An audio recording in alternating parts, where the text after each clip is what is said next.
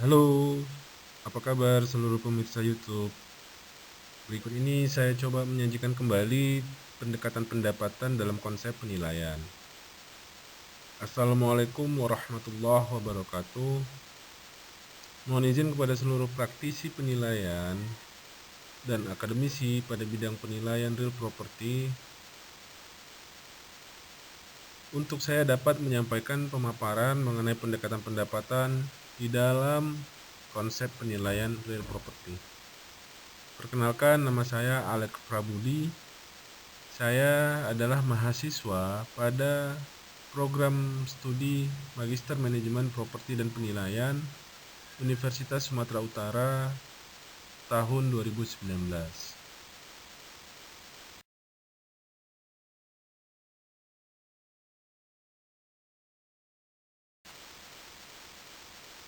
Sebelum menjelaskan terkait pendekatan pendapatan, sebaiknya saya menjelaskan sedikit terkait jenis properti.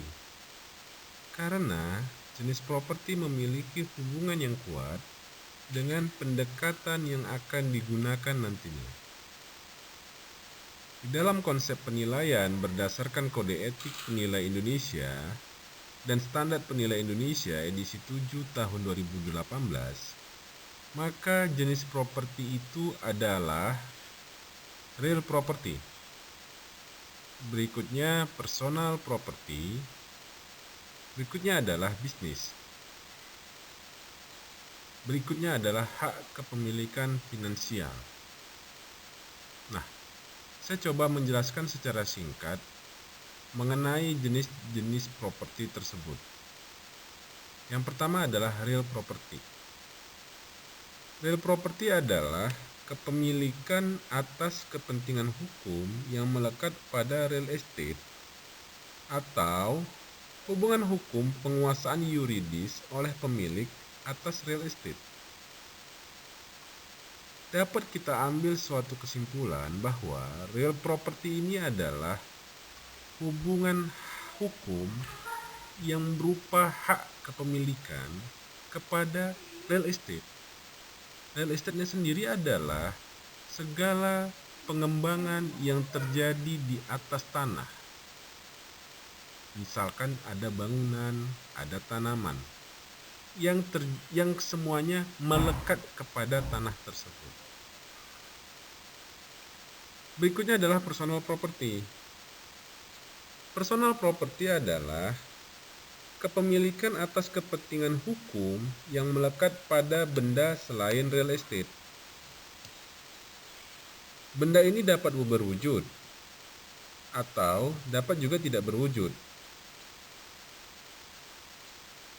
Personal property berwujud merepresentasikan kepentingan hukum pada suatu benda yang tidak melekat secara permanen pada real estate dan biasanya dicirikan dengan sifatnya yang dapat dipindahkan. Seperti contohnya kendaraan bermotor, alat berat, atau stok persediaan. Nah, itu contoh-contoh dari personal property.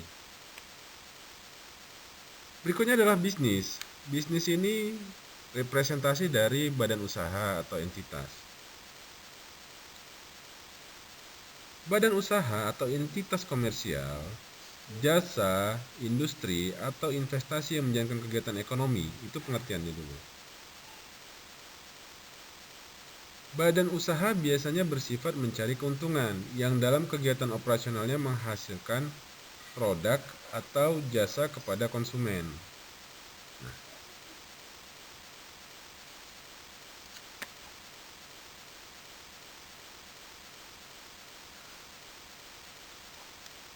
yang selanjutnya adalah hak kepemilikan finansial. Hak kepemilikan finansial adalah properti yang berasal dari pembagian secara hukum dari hak kepemilikan atas badan usaha tersebut dan real. Misalkan adalah persekutuan atau partnership, sindikasi, build operate transfer, sewa, joint venture.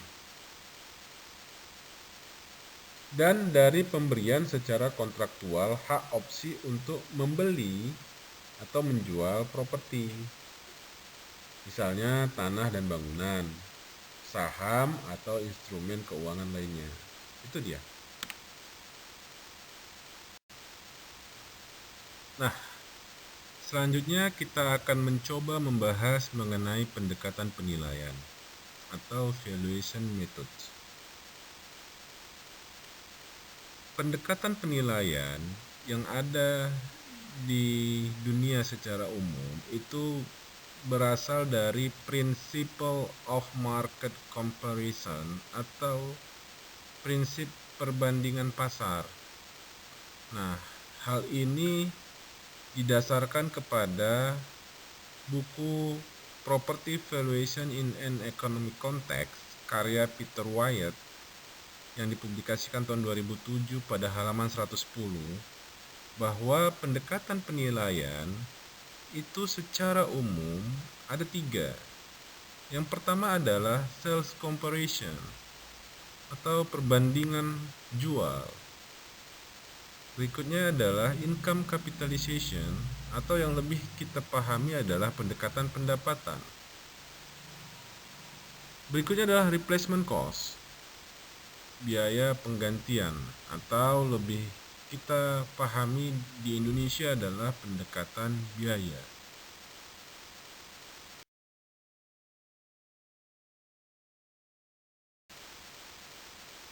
Mari coba kita lihat penjelasan mengenai pendekatan penilaian yang ada di Indonesia dan di luar Indonesia.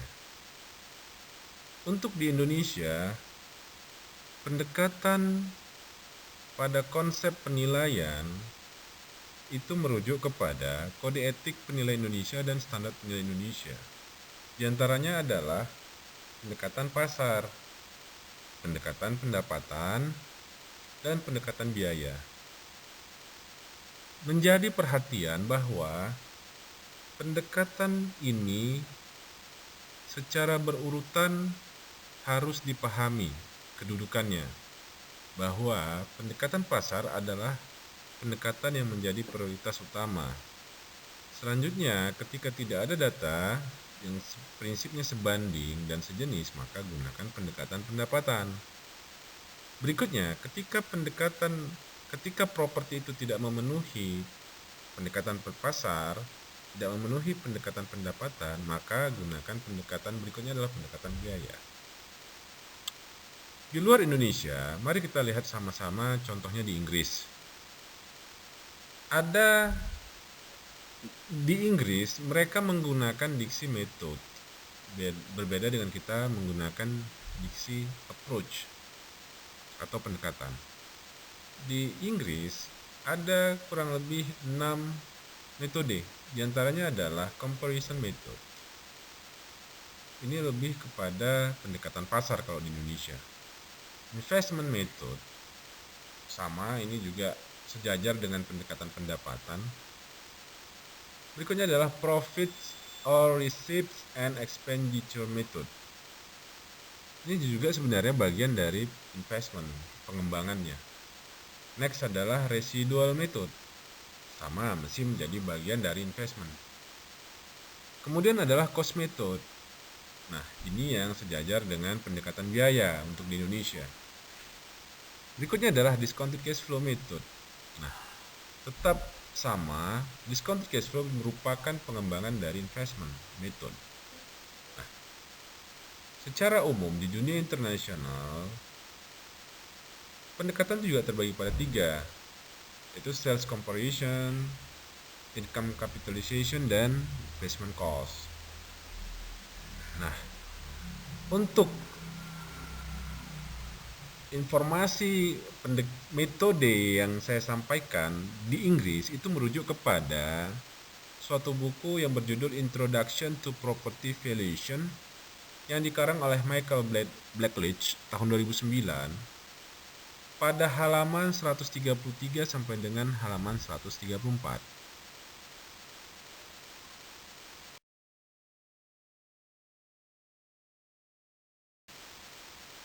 Nah, apa sih sebenarnya pendekatan pendapatan atau income approach itu? Merujuk kepada buku The Income Approach to Property Valuation yang dikarang oleh Henry Baum, Nick Nonnington, and David McMinn yang dipublikasikan tahun 2011, edisi ke-6, pada halaman 4-nya itu menjelaskan bahwa pendekatan pendapatan adalah all property that is income producing or is capable of producing an income in the form of rent, and for which there is both an active tenant market and an active investment market, will be valued by the market's indirect method of comparison.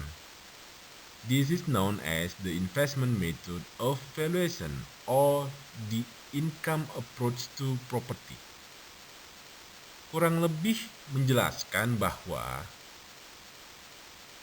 semua properti yang mampu menghasilkan pendapatan, baik itu sewa dari penyewa yang aktif dan dari investasi di pasar yang aktif, maka dapat digunakanlah pendekatan pendapatan yang sifatnya adalah indirect method of comparison atau metode perbandingan yang tidak langsung.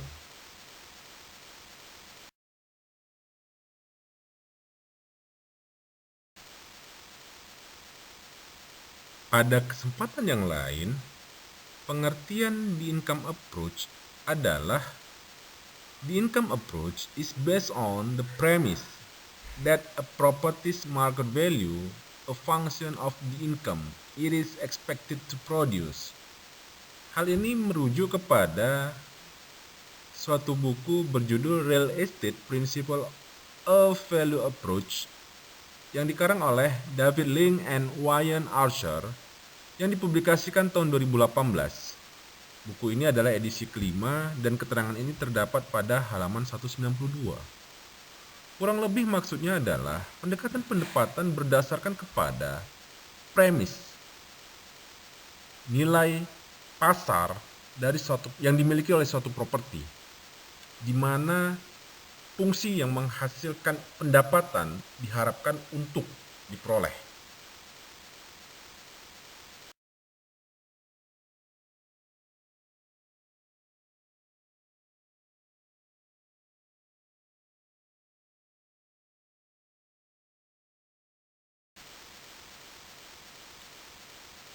Pendekatan pendapatan itu secara umum terbagi kepada dua model, yaitu direct capitalization dan discounted cash flow.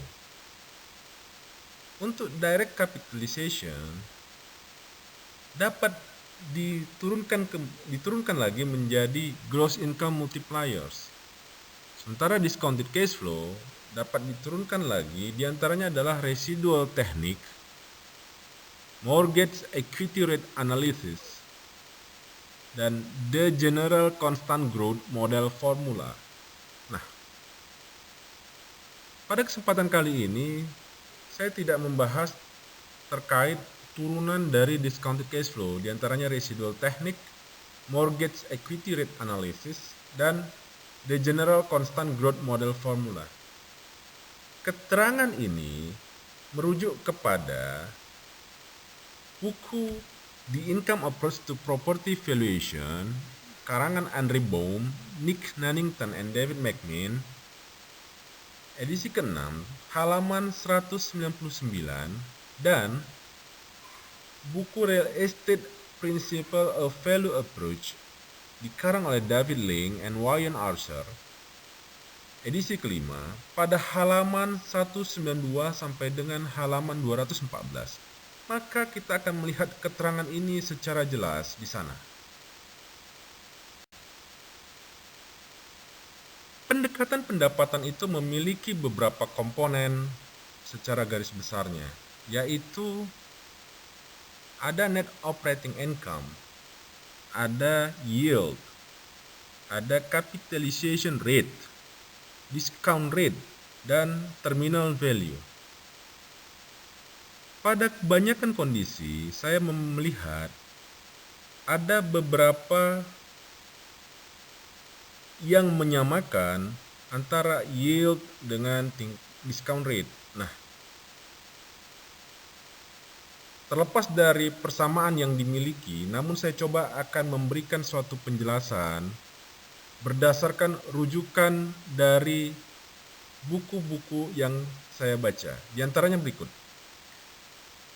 Net operating income is calculated by deducting from the property's estimate rental income all expenses associated with operating and maintaining the property. Yield is the annual income return on investment expressed as a percentage of its market capital value. Capitalization rate is used to convert the first year NOI into an estimate of current market value. Discount rate is used to convert future cash flow amounts into present values. Terminal value is the numerous method available for estimating the sale price at the end of the expected holding period.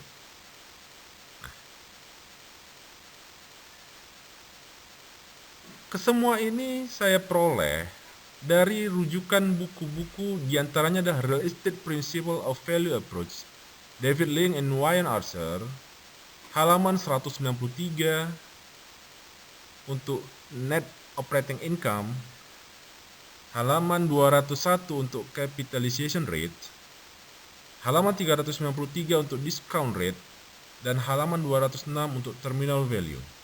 Sementara untuk Yield, saya peroleh dari suatu buku Introduction to Property Valuation karangan Michael Blackledge, halaman 50.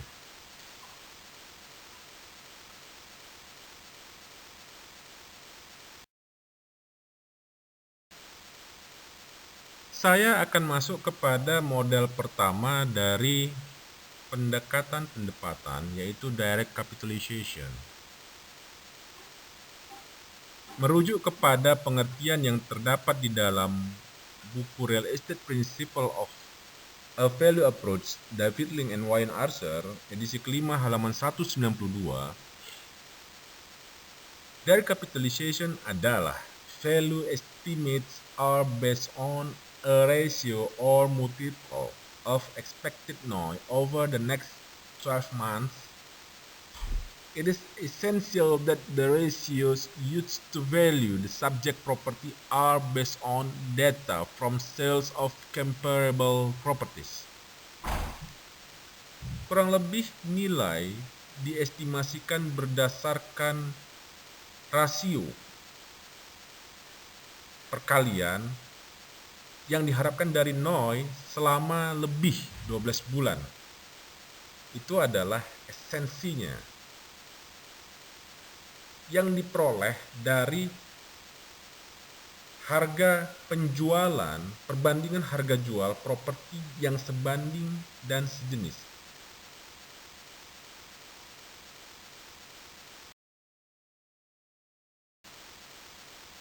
Sedikit ilustrasi pendekatan pendapatan dengan direct capitalization.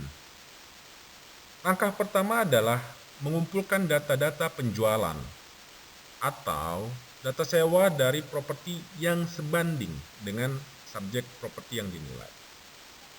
Selanjutnya adalah menghitung rasio atau kelipatan dari NOI yang diharapkan dan menentukan tingkat kapitalisasi dari subjek properti yang dinilai.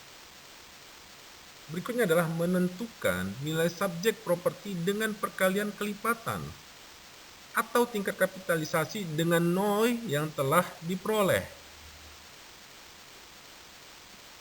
Keterangan ini semua saya peroleh di dalam sebuah buku, yaitu Real Estate Principle of Value Approach, David Link and Wayne Archer, halaman 192. Secara umum, direct capitalization memiliki formula yaitu V sama dengan net operating income dibagi dengan tingkat kapitalisasi. Dalam hal ini simbolnya adalah R. Keterangan ini juga saya rujuk kepada buku Real Estate Principle A Value Approach, David Link and Wayne Archer, halaman 200.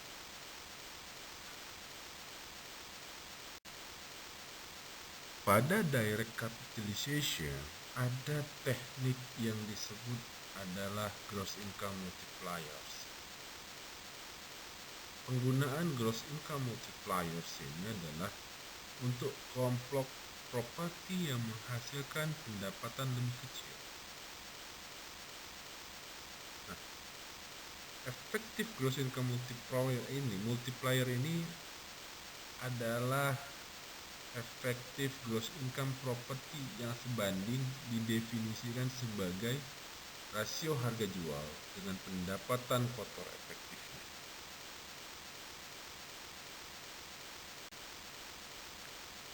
Untuk formulasi gross income multipliers adalah harga jual dibagi dengan efektif gross income-nya. Analisa Egin menggunakan pendekatan kotor efektif dari subjek properti yang sebanding. Oleh karena itu, dapat diperkirakan dari memperoleh informasi harga jual, sewa, dan penawaran lainnya.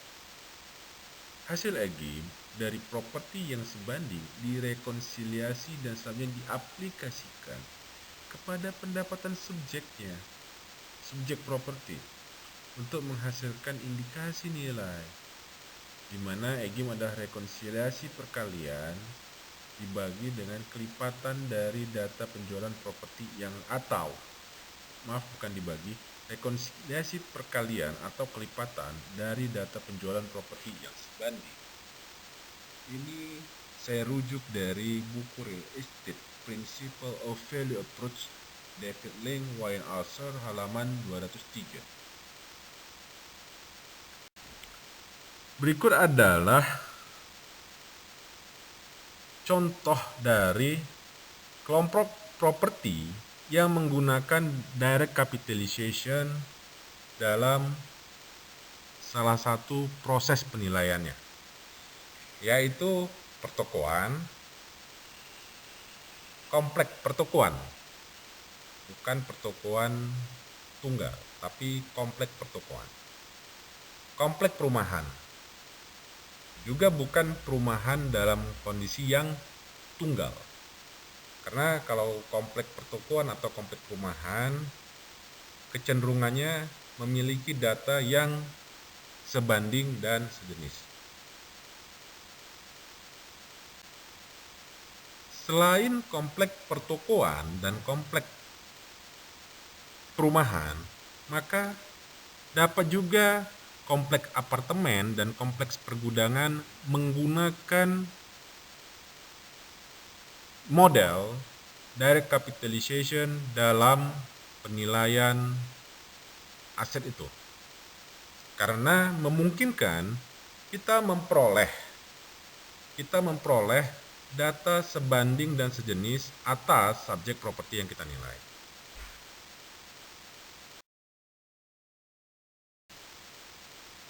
Selanjutnya, kita akan membahas mengenai model berikutnya pada pendekatan pendapatan, yaitu discounted cash flow.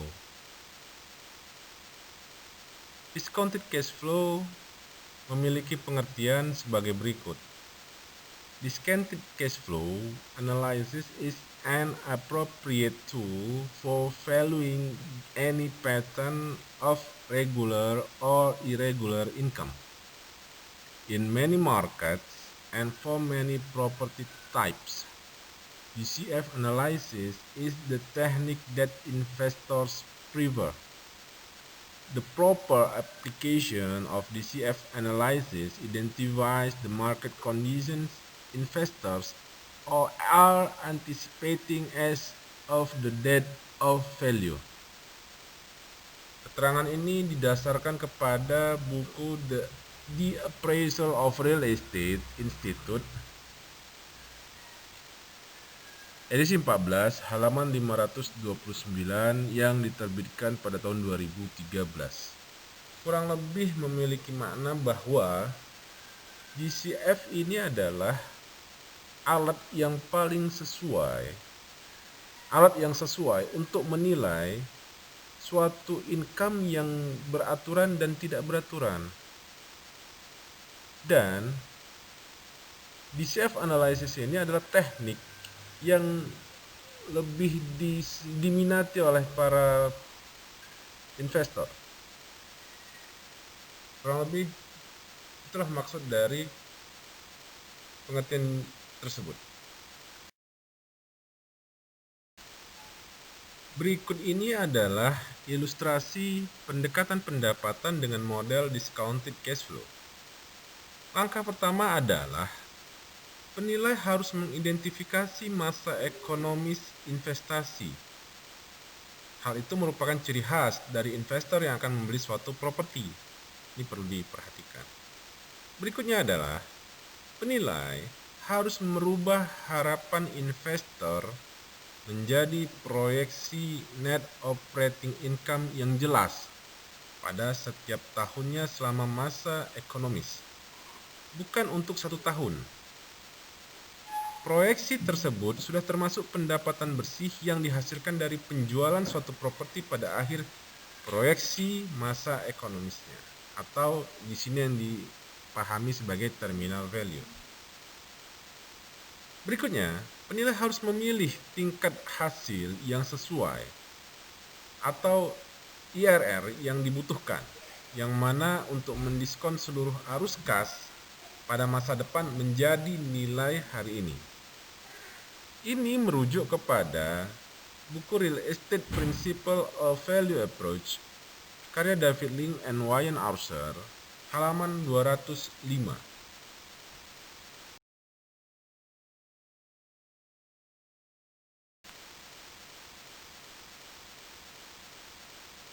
Berikut ini kita coba masuk kepada bagaimana menentukan komponen dari pendekatan pendapatan pada salah satu, yaitu net operating income.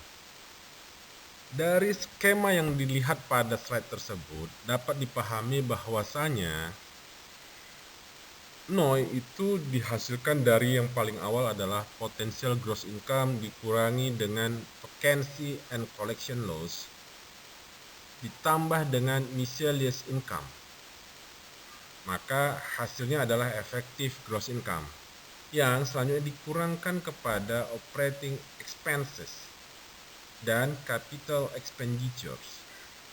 Nah, PGI atau potential gross income merupakan total pendapatan setahun yang dihasilkan dengan asumsi 100% dihuni dan tidak ada kekosongan.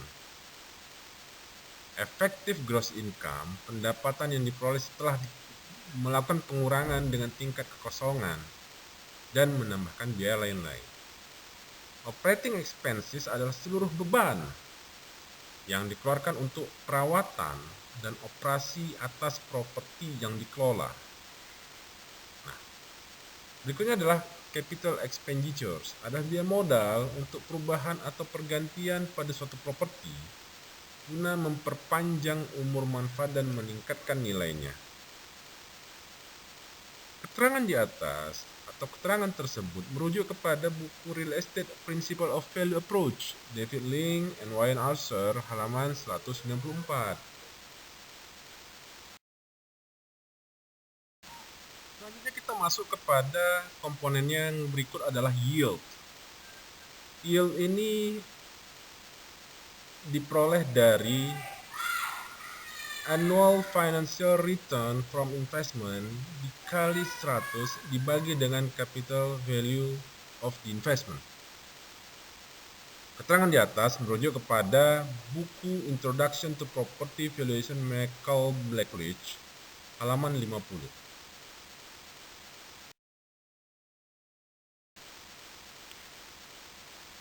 Berikutnya adalah capitalization rate. di mana formulasi capitalization rate ini adalah net operating income dibagi dengan sale price. Nah, notasi-notasi di atas itu terdiri dari R sebagai capitalization rate, NOI adalah net operating income, dan P atau sama dengan sale price merupakan nilai atau harga jual. Keterangan ini merujuk kepada Real Estate Principle of Value Approach karya David Link and Wayne Archer, halaman 200.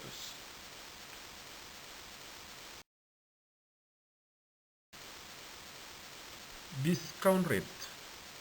Di dalam konsep penilaian yang saya peroleh dari beberapa praktisi penilaian dan materi ajar yang selama ini disampaikan, bahwasanya discount rate ini secara konseptual memang ada beberapa hal yang menjadi perdebatan.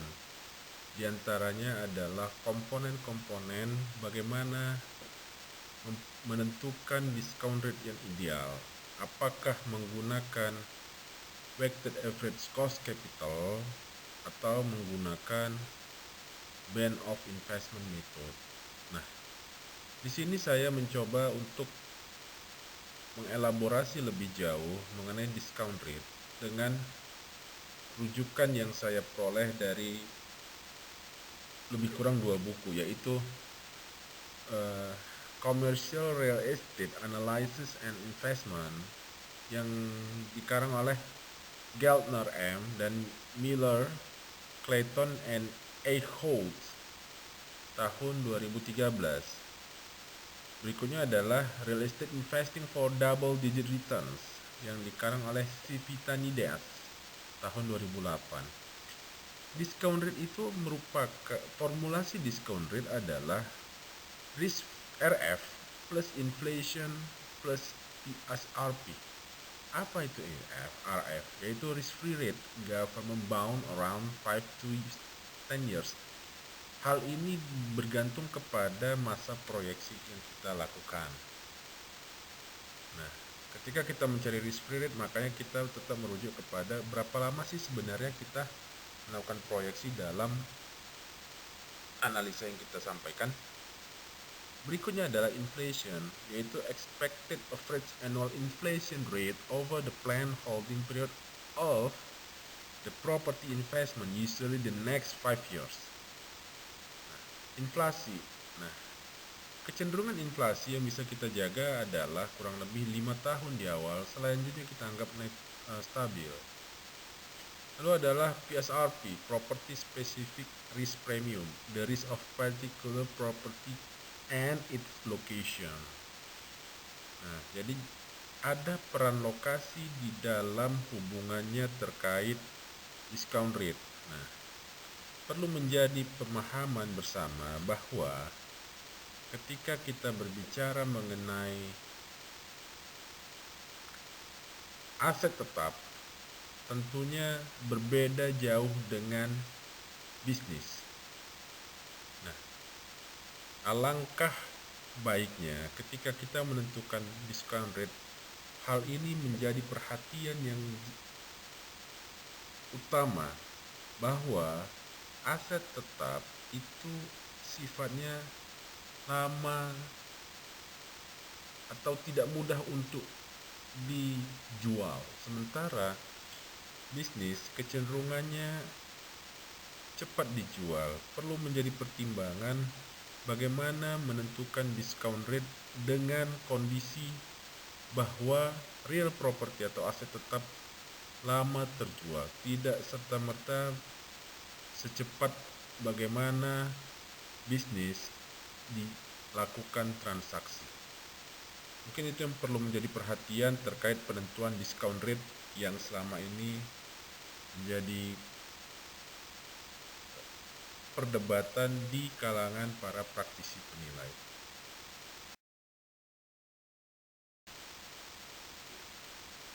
Berikutnya adalah terminal value. Nilai terminal adalah merupakan perkalian dari net operating income pada tahun ke-N atau tahun periode proyeksi dikali dengan tingkat kapitalisasi. Dalam hal ini adalah terminal capitalization rate. Hal ini juga merujuk kepada buku Real Estate Principle of Value Approach David Lang and Wayne Archer halaman 206.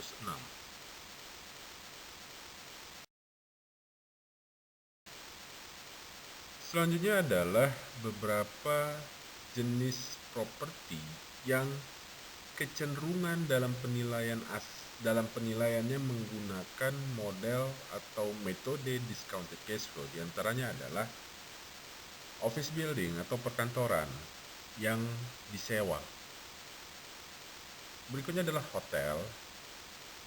Kemudian adalah mall atau plaza, perkebunan, pertambangan, dan pengembangan lahan. Nah, ini merupakan kelompok properti yang di dalam penilaian aset atau real propertinya menggunakan model discounted cash flow. Tadi sudah banyak kita sampaikan terkait bagaimana formulasinya, pengertiannya, dan konsep-konseptual lainnya yang berkaitan dengan pendekatan pendapatan.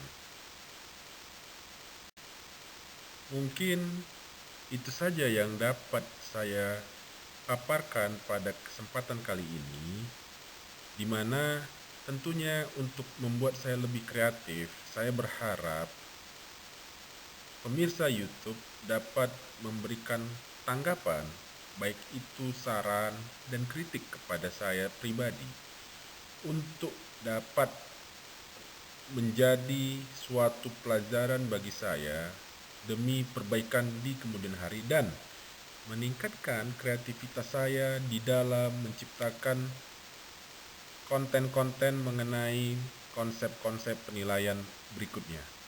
Akhir kata saya ucapkan terima kasih untuk demi hukum dan undang-undang. Assalamualaikum warahmatullahi wabarakatuh.